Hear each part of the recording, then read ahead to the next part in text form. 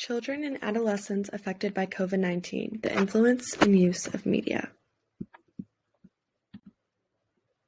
Throughout the semester, I have been working on a research project alongside Professor Nancy Jennings on how COVID-19 is affecting the well-being of children during the pandemic and how media, including social media, gaming systems, and other technological platforms have helped or negatively affected these children as they navigate this unprecedented time. With the public discourse about children's media use and social and school safety concerns, Professor Jennings conducted online interviews of 36 young people ages 9 to 14 years to learn about their life situations, including school experience, their overall media use, their overall worries and difficulty with their situations, their stress management, and coping strategies during the fall semester of 2020. To assist Professor Jennings, I studied 5 different cases through a qualitative approach, analyzing transcripts of online interviews with these tweens. Through my cases, I analyzed the cases of 3 young girls and 2 boys. The preliminary findings of the project suggest that tweens engage in media, non-media, and hybrid coping strategies to relieve stress, enhance their mood, and stay connected to others outside their home. Case number 1. The first child that I studied was a 7th grade girl from Illinois. She noted that she goes to a virtual academy for school, meaning she is completely remote. She added that she is using media to connect more with her family members, and she never had Zoom prior to the pandemic, and now she uses it for hours to talk with her friends.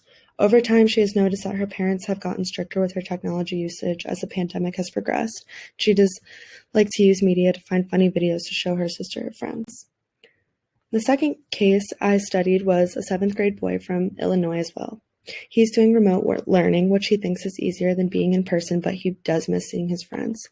He added that he has been upset that he hasn't been able to be as active like he used to because all of the sports that he played were canceled and he isn't allowed to play with his friends. Therefore, he has noticed an increase in how much he plays video games. He plays every day with his friends, but over time, even those video games have gotten boring. The third child that I studied was a young boy from Cincinnati. Unlike the previous 2 children, he is going to school completely in person.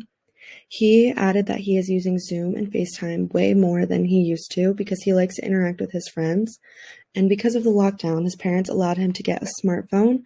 Therefore, he thinks he has used way more social media. The fourth case that I studied was a 13-year-old girl from Texas. Her school gave her the option to be remote or in person, but she chose to be in person because she hated online learning. She has noticed that she hasn't interacted with her younger brother nearly as much as before the pandemic because her parents bought him a gaming computer due to COVID, and now he just retreats in his room. She also commented that at the beginning of the pandemic, her screen time was up to almost 12 hours a day. Her parents have now cut it down to about 4. The fifth case that I studied was a 4th grade girl from Texas. She is learning completely remote. She discussed that she hates online school because it is incredibly hard for her to stay focused. She also commented that she is upset she can't go to school and see or touch anything. I thought this was really interesting because I hadn't heard any of the other kids mention anything about actual senses like being able to see or touch. Because of COVID, her parents also bought her a smartphone, but she has to share it with her brother, and they bought this in hopes of entertaining the 2 of them. Her father also got her a drone so she could make videos at home, and her parents also got them many streaming services so that her and her brother could watch TV so they, again, wouldn't get bored. But her parents don't allow her to have any platforms where she can instant message with people. I thought this was, again, interesting because in many of the other cases, the children noted that they were constantly in consistent communication with their friends via iMessage or FaceTime. In conclusion, the experiences and vulnerabilities of this population also take place against the backdrop of a marked rise in media use among children, adolescents, and teens, in a time of physical isolation from school settings, family members, and the wider community.